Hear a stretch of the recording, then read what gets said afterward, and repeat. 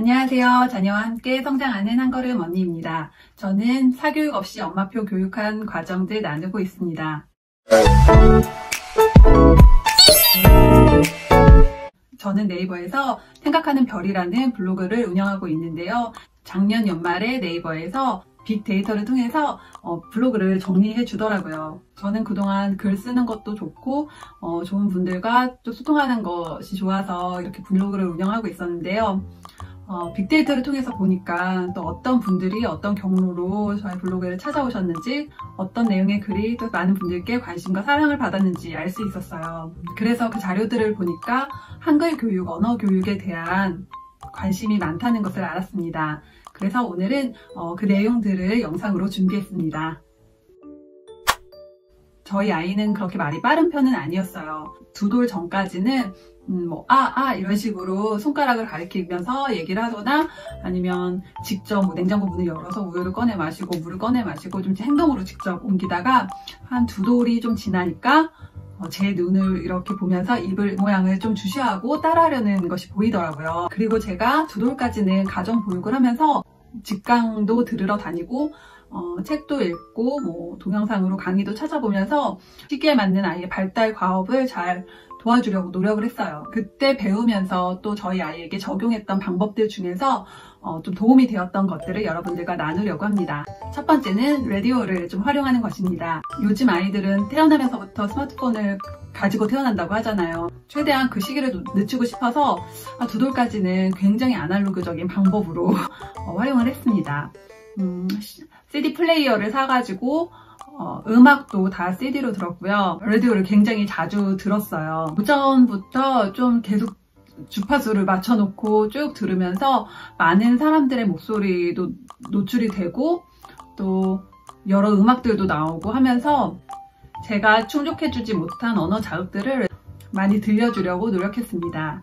그래서 아이는 좀 반가운 음악이 나오면 같이 춤을 추기도 하고, 또 잘 이렇게 유심히 듣기도 하고 좀 따라 하려고도 하고, 그리고 라디오에서 여러 가지 프로그램이 진행될 때 문자를 보내거나 사연을 보내기도 했는데요. 가끔 저의 사연이 소개되면 굉장히 반갑고 또 세상과 소통하는 기분도 들더라고요. 그리고 선물을 받기도 했는데요.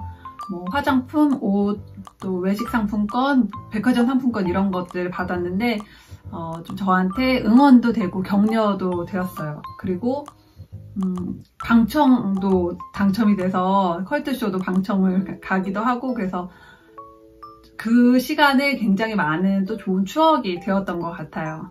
두 번째는 아이의 행동을 간결한 문장으로 표현해 주는 것이에요. 예를 들어서 자동차를 가지고 아이가 놀고 있다면, 와, 자동차가 지나간다, 붕붕 자동차가 지나가요, 이런 식으로요.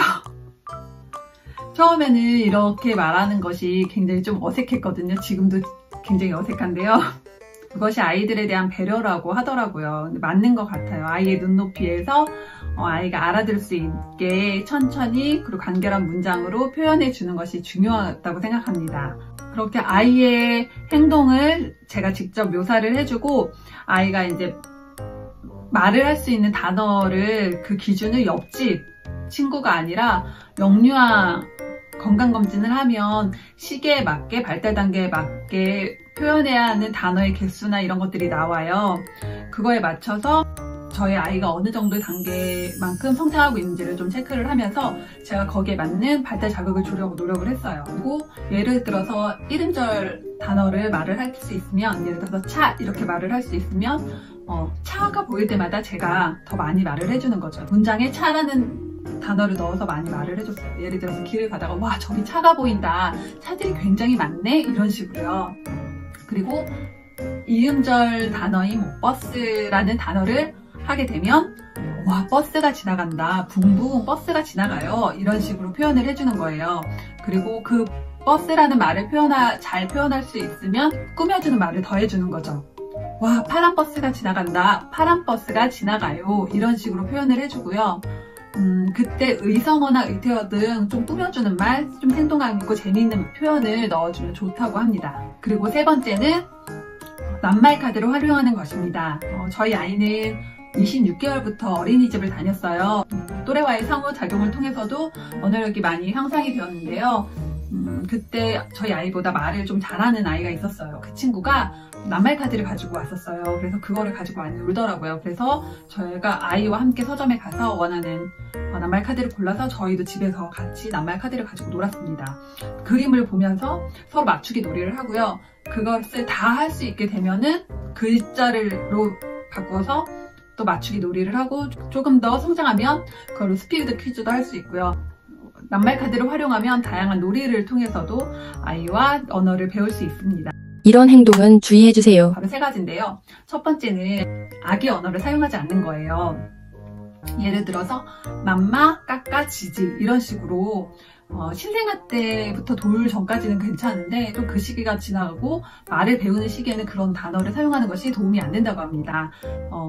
아이가 좀 혼란스러워할 수 있기 때문에 정확한 발음과 정확한 단어를 표현해주는 것이 좋다고 해요. 예를 들어서 맘마 먹자 이것이 아니라 밥 먹자, 또 까까가 아니라 과자, 그리고 지지야 하지 말고 더러워 이렇게 표현을 정확한 표현으로 말해주는 것이 좋다고 합니다. 두 번째는 아이가 발음이 좀 부정확하기 때문에 하는 말들을 부모가 거꾸로 따라하는 경우가 있다고 해요.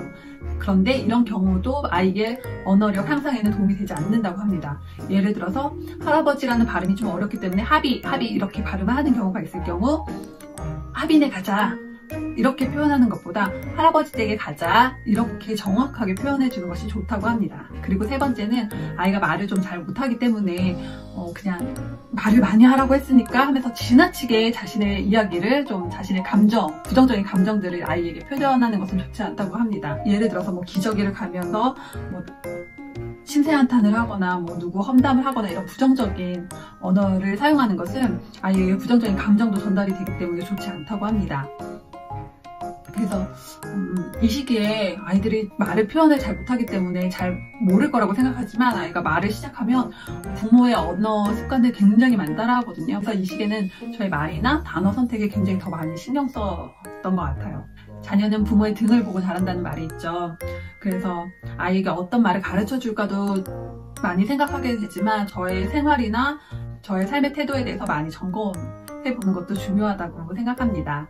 앞으로도 이렇게 좀 아이와 함께 했던 시간들 중에서 좀 도움이 될 만한 영상들을 준비해 보도록 하겠습니다.